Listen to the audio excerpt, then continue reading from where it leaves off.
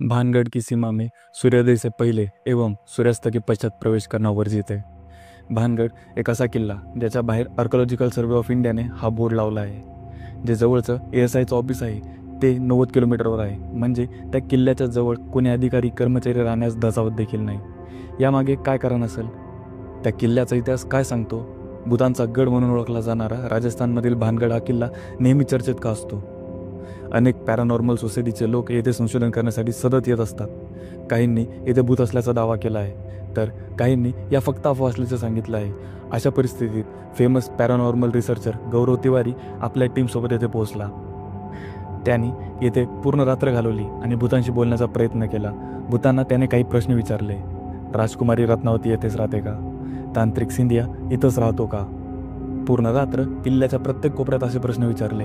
यानंतर गौरव आणि त्याच्या टीमला जे कळालं ते सर्वांना पेचात टाकणार होतं. नमस्कार, मी अभिषेक मोरे आणि तुम्ही बघत आहात भानगड किल्ल्याबद्दल इनसाइड स्टोरी सांगणारा हा व्हिडिओ.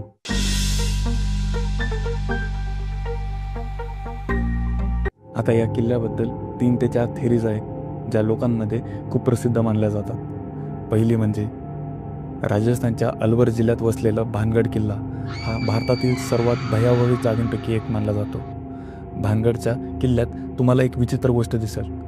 इथल्या कोणत्याच घराला छत नसल्याची. जरी कोणी छत बांधायचा प्रयत्न केला तरी काही दिवसातच ते कोसळतं. लोकांमध्ये अशी आख्यायिका आहे की हे संत बाळूनाथ महाराज यांच्या शापामुळे घडतंय. महाराज माधव सिंग यांनी त्यांना तपस्येसाठी जागा दिली होती. राजा आणि बाळूनाथ महाराज यांच्यामध्ये गुरु आणि शिष्य असे नाते तयार झालं. राजा आपले प्रत्येक निर्णय बाळूनाथ महाराजांच्या सल्ल्यानुसार घेऊ लागले. ही जवळकी काही राजपुरोहित त्यांना आवडली नाही. आपल्याला डावलून या महाराजांना जास्त मान भेटत आहे हे त्यांना खटकलं आणि त्यांनी कट रचला. त्यांनी तपस्या करत असलेल्या गुफेत एक मेलेला प्राणी टाकून बाहेर येण्याच्या रस्त्यात मोठा दगड टाकून दिला आणि रस्ता बंद केला. काही दिवसांनी दुर्गंधी निर्माण झाली आणि मग सर्वांनी अंदाज लावला की संत याच ठिकाणी मरण पावले म्हणून. पण सत्य काही वेगळंच होतं. जेव्हा तपश्चर्या संपून संत बाळूनाथ महाराज बाहेर येणार तेव्हा त्यांच्या लक्षात आलं की त्यांना जाणीवपूर्वक मध्येच ठेवलं जात आहे. संत रागावले. त्यांनी भानगडला शाप दिला की ही नगरी कधीही समृद्ध होणार नाही. इथली घरे कायम उद्ध्वस्त राहतील. तर दुसरी थिरी सांगते हा किल्ला ज्या ठिकाणी आहे त्या जागेचा खरा मालक हा संत बाळूनाथ महाराज होते. राजाच्या विनंतीनंतर त्यांनी किल्ला बांधण्याची परवानगी दिली, पण एक कठोर अट घातली. या किल्ल्याची कोणतीही इमारत माझ्या घरापेक्षा उंच नसावी. जर कधी त्या किल्ल्याची सावली माझ्या घरावर पडली तर संपूर्ण शहर नष्ट होईल. राजा माधव सिंग यांनी ही अट मान्य केली, पण पुढे त्यांच्या नातवाने अजब सिंगने हा नियम मोडला. त्याने किल्ल्याची भव्यता वाढवण्यासाठी त्यावर सुशोभीकरण आणि बांधकाम करण्यास सुरुवात केली. जसे नव्या बांधकामामुळे संत बाळूनाथ महाराज यांच्या घरावर सावली पडली, राजाचं कुटुंब शब्दात कमी पडलं आणि बाळूनाथ महाराजांच्या कोपाला त्यांना सामोरं जावं लागलं. काही वर्षांनी भानगडवर शत्रूने हल्ला केला. संघर्ष इतका भयानक होता की संपूर्ण राज्यच बेचिराग झालं. हे युद्ध एवढं विध्वंसक होतं की भानगडमधील अखेरचा सैनिकही जिवंत राहिला नाही. जी जनता मागे होती ती शापाच्या भीतीने आणि सतत होणाऱ्या भीतीदायक गोष्टींमुळे शहर सोडून चालली गेली. तिसरी थेरी ही सर्वश्रुत आहे, राजकुमारी रत्नावती आणि तांत्रिकाच्या विनाशकारी श्रापाची. ही राजकुमारी इतकी सुंदर होती की संपूर्ण राजपुतानामध्ये तिच्या सौंदर्याच्या चर्चा होत्या. तिच्या सौंदर्यावर भाळलेला एक तांत्रिक सिंधू सेवडा तिला आपल्या वशमध्ये करण्याचा प्रयत्न होता. त्याने काळी जादू करत एक तेल तयार केलं. जे राजकुमारीच्या शरीराला लागलं असतं तर ती तांत्रिकाकडे आकर्षित झाली असती. एकदा राणीचे सेविका बाजारामध्ये राणीसाठी काही सामान घेण्यासाठी आल्या. तेव्हा सिंधू सेवडा याने आपले हातचालकी करत ते तेल त्या सेविकांपर्यंत पोहोचवलं. जेव्हा हे तेल राणीपर्यंत आलं तेव्हा राणी ही थोडी हुशार होती. तेव्हा तिला काही अपरिचित गोष्टी जाणवल्या. तिने ते तेलाची बाटली एका दगडावर फेकली. त्या तेलाने तो दगड मोठा शिळा बनला आणि जी शिळा हळूहळू त्या तांत्रिकाच्या दिशेने घरंगळत सुटली. तांत्रिकावर कोसळली आणि शेवटी तांत्रिकाने जीव सोडला. पण मरणाआधी त्या तांत्रिकाने श्राप दिला, हा किल्ला आणि हे राज्य कायम उद्ध्वस्त होईल. इथे कोणीही सुखी राहणार नाही. यानंतर भानगड किल्ला अचानक उजाड झाला.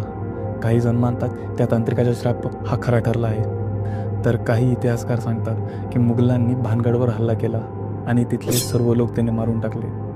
पण यासाठी कोणतेही इतिहासकालीन पुरावा याची दखल घेताना आपल्याला दिसत नाही. भानगड किल्ल्यात रात्री जाण्यास बंदी आहे. रात्रीच्या वेळी किल्ल्यात जाणारे काही जणांनी त्यांचा भयानक अनुभव सांगितला आहे. त्यांना स्त्रियांचा ओरडण्याचा, मदत मागण्याचा आवाज आले आहे. काहींनी अचानक कोणतरी मागे चालत असल्याचा भास झाला, पण मागे कोणीही नव्हतं. काही जण म्हणतात की किल्ल्याच्या भिंतींना कान लावल्यास अनोळखी आवाज ऐकू येतात, जणू दुसऱ्या जगातलं कोणीतरी मदतीसाठी हाक मारत आहे. राजकुमारीच्या वाड्यात गेलो की कोणीतरी कानाखाली आवाज काढला आहे असा भास होतो. रात्री तिथे राजाचा दरबार भरतो.